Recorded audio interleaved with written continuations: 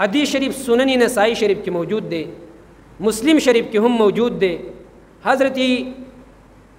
عائشہ صدیقہ رضی اللہ تعالی عنہا فرمائی پیغمبر علیہ الصلوۃ والسلام مبارک زما په حجره کې زما کمره کې شپه ده. حضور علیہ الصلوۃ والسلام تشریف فرمایي ما سره وی چې پیغمبر علیہ السلام ته دې پته ولګیدا چې را زو د شم. عائشہ به فرمایي وی پیغمبر علیہ الصلوۃ والسلام مبارک غلې په قلار باندې را پاسېدلو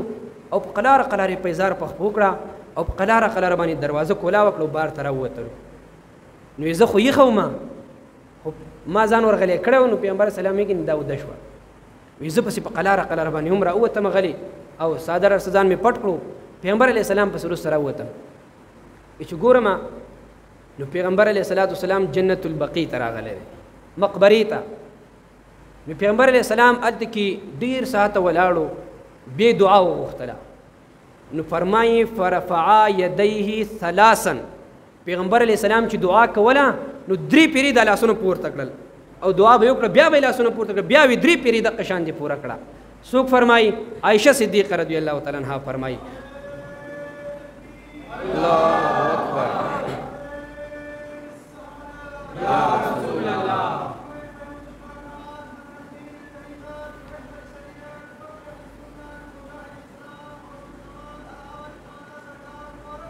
زندہ معززو.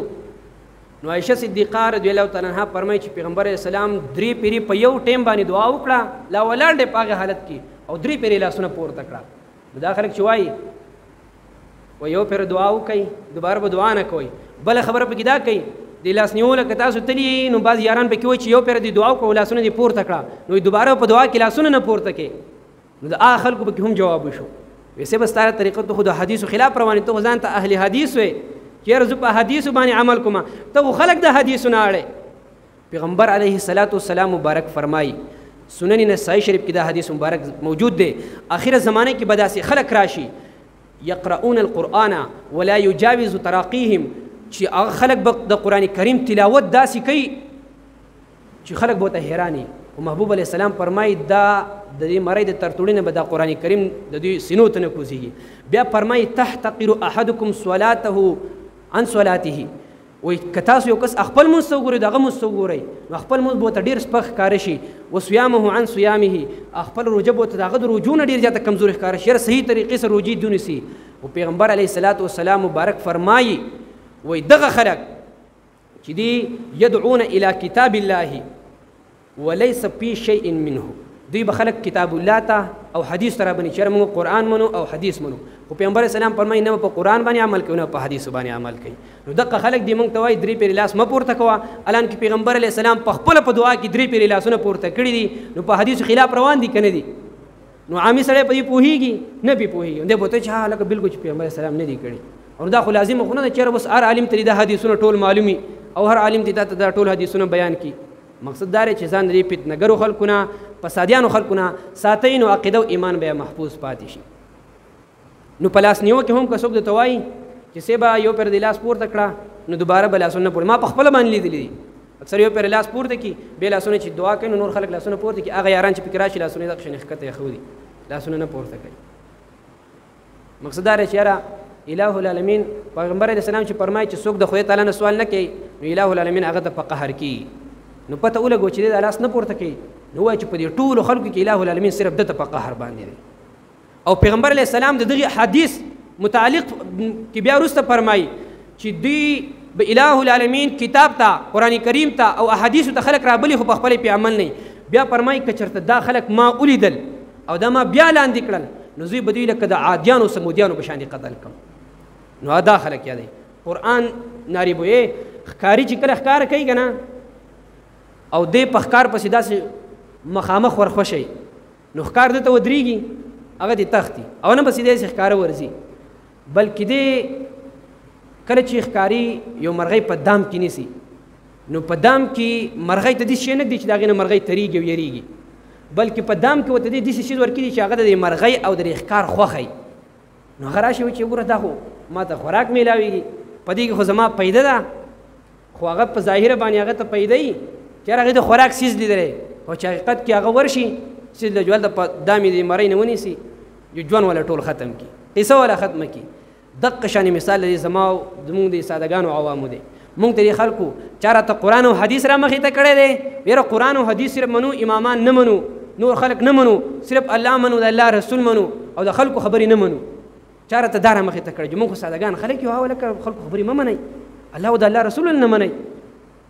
نو مونږ په هغوی پسې به شوي یاره دا ښه خلک دی بل طرف ته خلک راغله نو هغوی مونږ ته وایي یاره مونځ دته صحیح کوو او دس دته صحیح کوو نو مونږ وایو چې یاره دا خو صحیح خبره ده لکه زما په مونځ کې څه غلطي جو هغه به رانوځي نو مونږ په هغه سره ملګري شو نو دغه راته هغه میوه یې ښودې وه او چې ورسره شي چې دا غړی راځي بیا به وایي چې هېڅ مخلوق نشي کولی هر څه الله تعالی کوي ایمان نه یې خالي راولېږلی خپل مقصد کې هغه کامیاب شو الهو العالمین دې مونږ او تاسو ټول د دې عظیمې بدبختۍ نه وساتي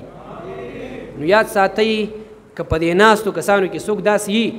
چې د دې خلکو سره تلي یا د دې خلکو سره ناسته پاسته کړي د نن نه به د دې خلکو سره تعلق پرېږدئ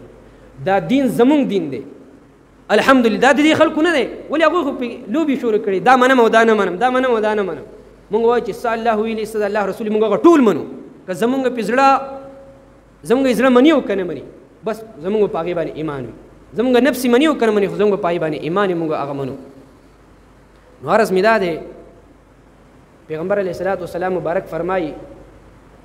لا یؤمن احدکم حتی یکون هواه تبعا لما جئت به ایمان والا سړی نشي جوړېدلی چې تر څو هغه خپل ټول خواهشات د دین تابع کړي نه پیغمبر علیه السلام فرمایي نو چې کوم سړی د خپل خواهش تابع وکړه دی مؤمن سړی نشي کېدی نو مؤمن به هلی چې دی خپل خواهشات ټول د دین تابع کړي وي عرض مې دا کولو چې دعا کول په جمع باندې دا جایز طریقه ده او روا طریقه ده چې څوک نه کوي دا خلک ګمراه دي په حدیثو باندې عمل نه کوي نور خلک ته هم د حدیثو نه اړوي او د سنتو نه بعد دعا کول دا یو جایز عمل دی د جنازې نه بعد دعا کول اوس د سنتو نه بعد دعا کول آیا دا جایز دي که نه دي نو موږ به وګورو چې آیا د پیغمبر علیه السلام د صحابو طریقه څه وه موږ د دې دپاره مسله دا ده چې کله فرض مونځ وشي نو که چېرته په دې فرض مونځ پسې سنت رستول نو امام به نه کیني دی په دغه ټایم کې تسبیحاتو ته نه کیني دی به ډایرکټ پاسي اللهم انت السلام ومنک السلام دغه به وایي او بیا به پاسي سنتو ته دعا به په دغه ټایم کې نه کوي او نور تسبیحات به نه وایي د هغې نه کله چې دعا وکړي د سنت وکړي د سنتو نه بعد به کوي او چې هغه مونځ چې پای پسې وروسته سنت نشته دی نو په هغې پسې به بیا ډایرکټ راګرځي تسبیحات به هم وایي دعا به پسې هم کوي دا مسله شو خپل ذهن کې کېدوئ زما سره لاس کې مصنف ابن ابي شیبه دا کتاب چې چا لیکلی د امام بخاري رحمه الله استاذ دی یو عظیم شخصیت دی د په دې کې باقاعده یو باب یې ښودی الټه نه بلکې باقاعده په دې کې یو باب یې ښودی دی او فرمایي من کان یستحب اذا سلم ان یقوم او ینحرف هغه خلک چې هغوی دا مستحب ګڼي چې کله امام سلام وګرځوي د فرض مونځ نه نو چې دی که سنت یي نو دی به ډایرکټ پاسي او که سنت نه نو بیا به راګرځي او تسبیحات پکې دعا به وایي د دې کې بیا وروسته لاندې ډېر شی اقوال او حکایات ذکر کوي فرمایي روایت ته د حضرت ابو الاحوص نه قال كان عبد الله اذا قضى الصلاه انتفل سريعا وی عبد الله ابن مسعود رضی الله تعالی عنہ کله چې بدی مبارک منز وکړلو نو انتفل سريعا ډایرکټ بیا را وګرځیدو د دعا لپاره نو چې کله به وګرځیدو نو بیا فاما ان يقوم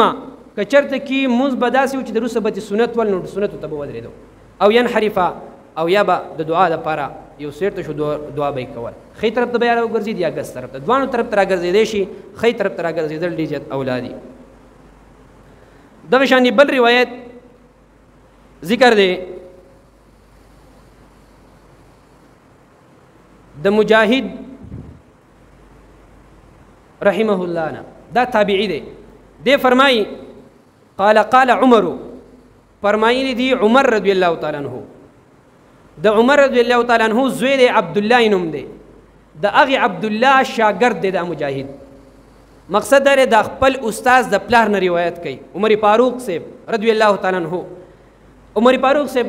مونږ ګورو چې یاره دې څه وایي دې په باره کې نو عمر فاروق سے فرمائی جلوس الامام بعد التسلیم بدعت، د امام ناست په مصلی کې پس د سلام ګرځول نه دا بدعت دي، ناروا دي. نو بدعتیان خو په خپله باندې عمر فاروق سے به زه ته نه وایم، یوازې زه ته یوازې نه وایم، عمر فاروق سے ته هم بدعتي وایي، موږ ته هم بدعتیان وایو. بدعتیان دوی په خپله باندې چې کله سلام وګرځوي او د هغې نه بعد دوی په مصلی باندې ناستې تسبیحات وایي او د هغې نه بعد ډایرکټ دعا کوي، بیا وروسته چې سنت کوي. نو یو خبره پکې بله ده چې دوی په دې کې سنتو له اهمیت نه ورکوي. دا سنت دوی ته یو مز نه ښکاري، دا ورته یو برایه غوندې کې څیز ښکاري. او علما فرمایي سنت چې دي نو دا مکملات دي د دې فرضو دپاره. ستا نه په فرضو کې څه کمی کوتاهی راغلی وي نو الهو العالمین به په ورځ د قیامت باندې دغه سنت ستا د هغې فرضو په ځای باندې حساب کې خدای تعالی به د عذاب نه درکوي. او دا خلک چې دي په خپله باندې هغه سنت نه کوي. دغه شانتي حضرت عائشہ رضی اللہ تعالی عنہ حدیث مبارک روایت تے قالت دا فرمائی کار رسول اللہ صلی اللہ علیہ وسلم اذا سلم لم يقعد الا مقدار ما يقول اللهم انت السلام ومنك السلام تبارک یا ذل الجلال والاکرام. عائشہ صدیقہ رضی اللہ تعالی عنہ فرمائی کله چې پیغمبر علیہ الصلوۃ والسلام منځ وکړو نو پیغمبر علیہ السلام به بیا ډیر تسبیحات ته نه ساریدو مگر صرف دونه به ایثار شو چې اللهم انت السلام ومنك السلام تبارک یا ذل الجلال والاکرام. دغه به پکې وی او بیا پیغمبر علیہ الصلوۃ والسلام دعا تر وګرځیدلو او یا با پیغمبر علیہ الصلوۃ والسلام نورو سنت ته پاسېدلو. سنت به کول اکثر به کور ته لاړو، کور کې به سنت کول. یاد ساتئ ذکر کول پس د مونځ نه دا ګوره په نور احادیث سره ثابت دي. صحیح بخاری شریف کې تاسو وایئ چې یاره مونږ خو الحمدلله ذکر هم کو او په ذکر پسې بیا اللهم انت سلام هم وایو نو سبا تاسو به وایئ چې په دې احادیثو کې خدا راغلی نو ټیک د په دې کې دا راغلی دي خو په بل احادیث کې اوس د ذکر اثبات هم راغلی. صحیح بخاری شریف کی حدیث روایت موجود دے فرمائی ان رفع الصوت بالذکر حين ينصرف الناس من المكتوبة كان على عهد النبي صلی الله علیه وسلم. وی په زور سره ذکر کول پس د فرض مزنا دا د حضور علیه الصلوۃ والسلام په زمانه کې او عبد الله ابن عباس سے فرمائی چې دا د حضور علیه السلام په زمانه کې دا طریقه وا. نو موږ ذکر هم کو په هغه حدیث هم عمل کو په دې حدیث باندې خو د نور تسبیحات د پاره باندې ساری دا ناروا دي بدعت په دې باندې د صحابو طریقه دغه نه و. نور پکې هم ډېر شی روایت موجود دي، ما تاسو د ټیم د اختصار د وجه نه پکې لږ بیان کړه او باقی پاتې شو. د جنازې نه بعد دعا کول په دې باندې ډېر شی دلایل موجود دي. یو څو تاسو د وړاندې مختصرا بیانوم. اول دا کم خلک چې وایي د جنازې نه بعد دعا ناروا ده، د سنتو نه بعد دعا ناروا ده، دنه دلیل وغواړه. قرآن کې شته دی الله فرمایي د جنازې نه بعد دعا به نه کوې، ووایه چې ټیک د منم. حدیث کې شته د جنازې نه بعد به دعا نه کوې منم. او که دغه نه بیا قلعه رباني کښېنه. که دغه نه حدیثو کې ستا سره دلیل نشته دی خو الحمدلله مونږ سره پې دلایل شته دی. مونږ به وګورو چې آیا پیغمبر علیه السلام د جنازې د نه بعد دعا کړې ده او که نه ده کړې. صحابو د جنازې د نه بعد دعا کړې ده او که نه ده کړې. چې د صحابو څه طریقه او د پیغمبر علیه السلام څه طریقه وه په هغې کې خو به اختلاف نه کوي که نه. هغوی صحابو ته خو بیا بدعتیان نه وی. نو دا خو دومره ګمراه خلک دي چې دوی صحابو ته هم بدعتیان وایي. معززو سامعینو عرض مې دا کولو د پیغمبر علیه الصلاة والسلام مبارک په زمانه کې پیغمبر علیه الصلاة والسلام یو پیره په جنازه باندې مونځ وکړو د جنازې مونځ. بله خبره مې ذهن راله زمونږ د احنافو مذهب دا دی چې د جنازې نه بعد دعا دا غوښتلی شي او دا ثابتوم الحمدلله. البدایع الصنایع دویم نمبر جلد صفحه نمبر 47 باندې دا ذکر کړي چې انسان یو پیر د جنازې مونځ وکړو نو آیا دې دوباره په دې مړي باندې د جنازې مونځ کولی شي که نه؟ نو فرمایي چې دوباره به پې د جنازې مونځ نه کوي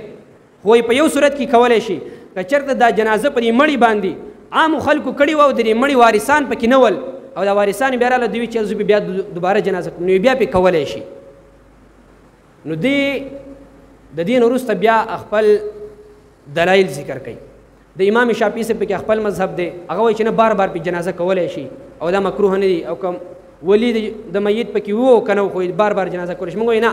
که ولی دوباره کولی شي که نه بل چاته د اختیار نشي دوباره جنازه نشي کولی. ولې نشي کولی؟ نو د هغې دپاره بیا دلیل وایي.